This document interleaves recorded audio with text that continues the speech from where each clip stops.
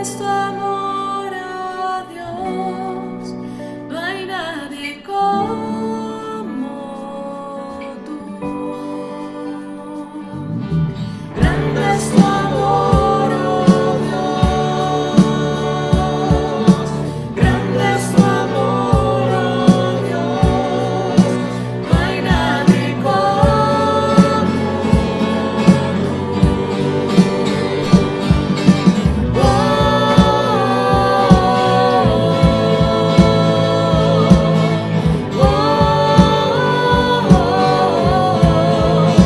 Grande es tu amor, no necesito más. Grande es tu amor,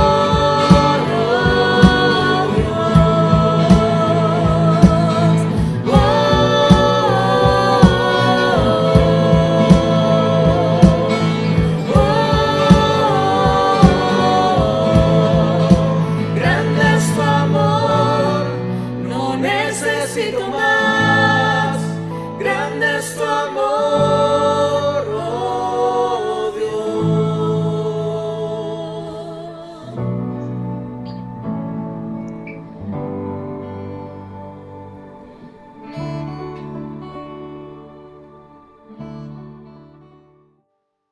Hola, amada iglesia, Dios les bendiga.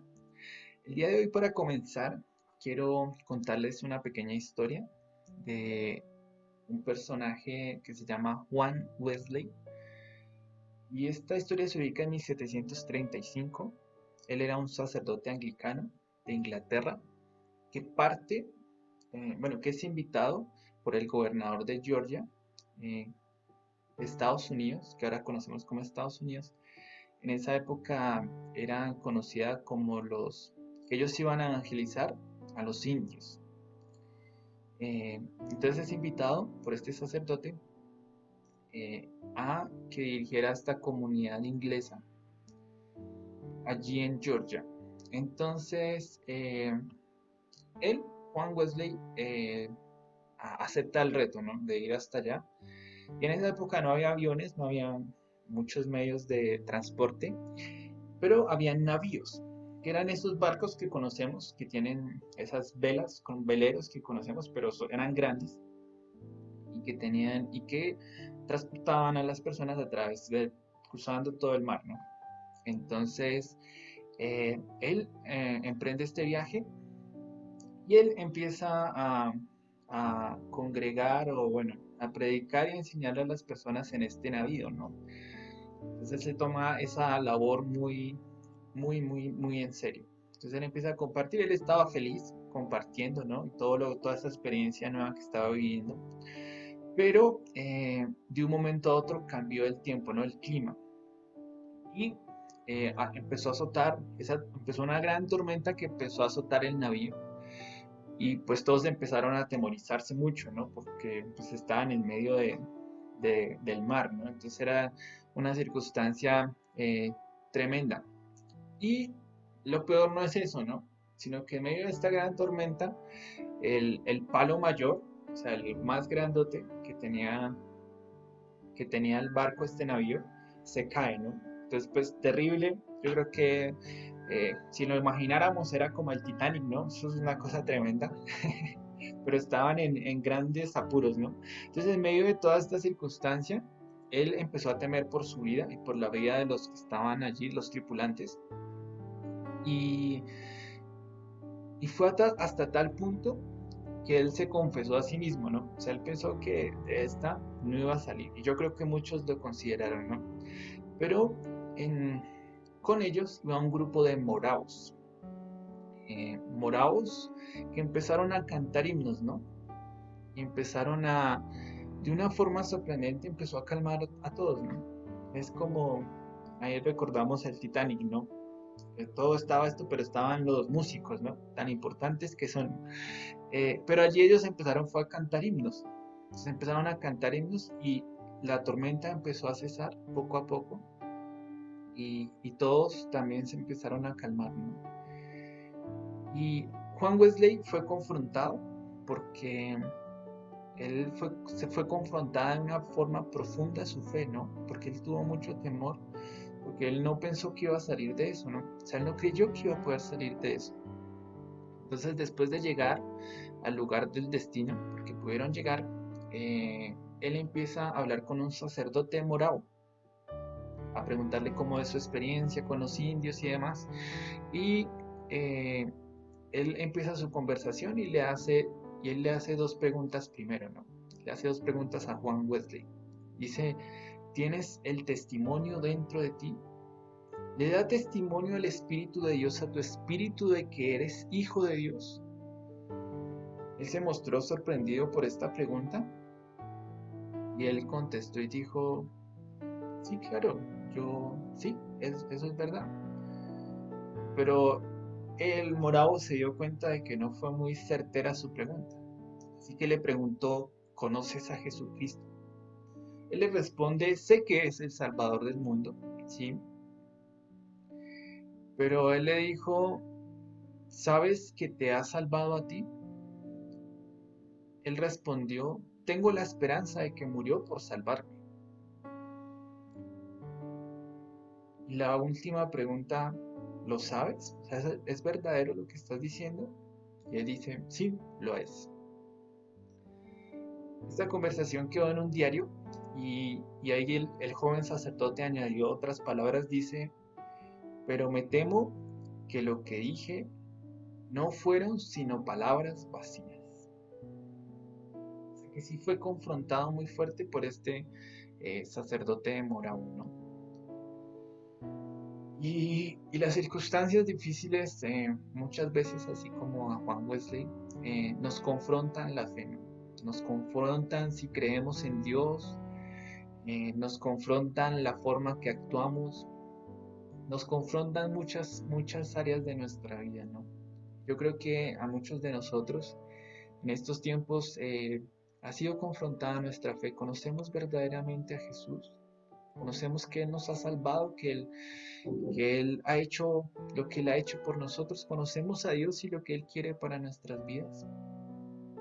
Y, y pensando en esto, eh, quiero que vayamos a 1 Corintios capítulo 10.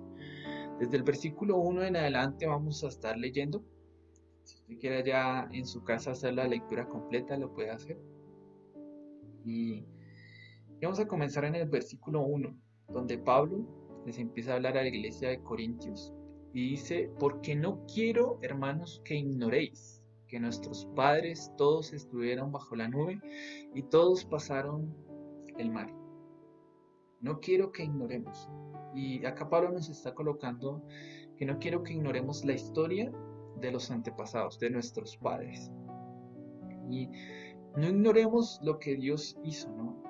No ignoremos lo que Dios hizo por nuestros padres y por nuestros antepasados, y acá por el pueblo de Israel para nosotros, ¿no?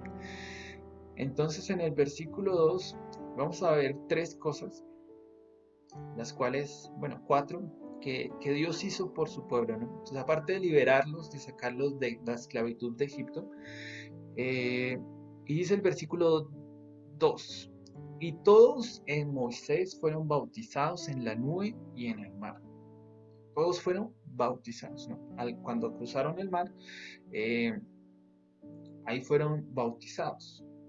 Y Dios estaba como su guía, estaba con ellos de día y de noche, ¿no? Como una nube, tanto de fuego, una nube que los cubría en el día. Entonces, Dios estaba con ellos. Eso no, algo que no podemos dudar es que Dios estaba con ellos.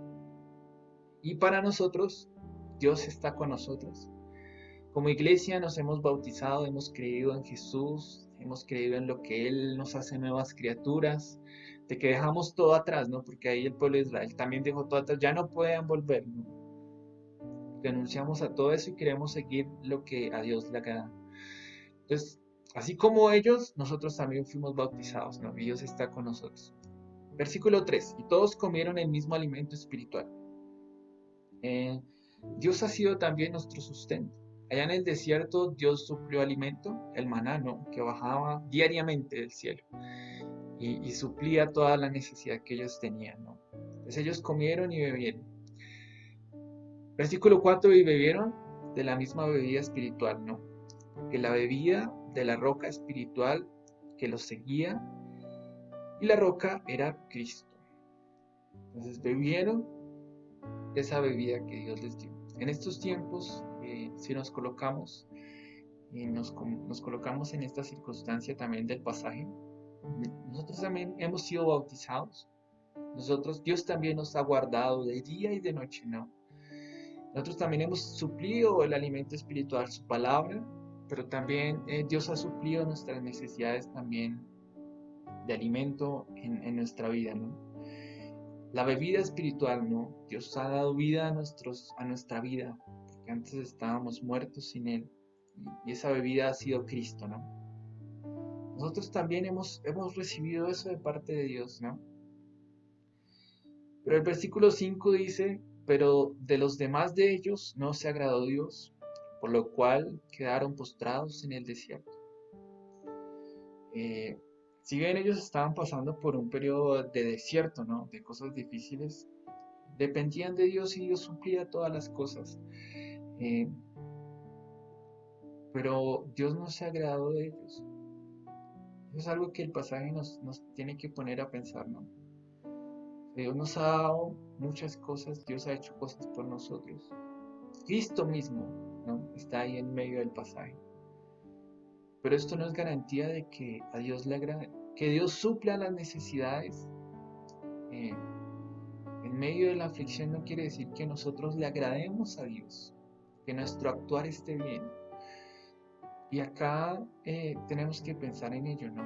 Tenemos el alimento espiritual, la bebida espiritual, tenemos a Cristo mismo, tenemos el bautismo, tenemos la iglesia, la palabra, pero esto no quiere decir que Dios se agrade de nosotros, ¿no? Muchos quedaron ahí postrados, la gran mayoría del pueblo que salió quedó postrada allí en el desierto. Entonces, tenemos que reflexionar en ello. De hecho, que tengamos las cosas, que tengamos un alimento también, eso no quiere decir que Dios le agrade lo que nosotros estamos haciendo, nuestro actuar, ¿no? Y el versículo 6 dice, mas estas cosas sucedieron como ejemplo para nosotros. La palabra de Dios está como ejemplo para nosotros.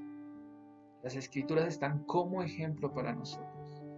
Las circunstancias que estamos viviendo están como ejemplo para nosotros. Tomémoslas como ejemplo. No cometamos los mismos errores. No actuemos de la misma manera que ellos actuaron. ¿Por qué quedaron en el desierto? Por cómo actuaron, las cosas que hicieron. Aunque estamos en una circunstancia difícil, conozcamos más y más a Dios. Dediquémonos a conocer a Dios. ¿Y por qué quedaron en el desierto?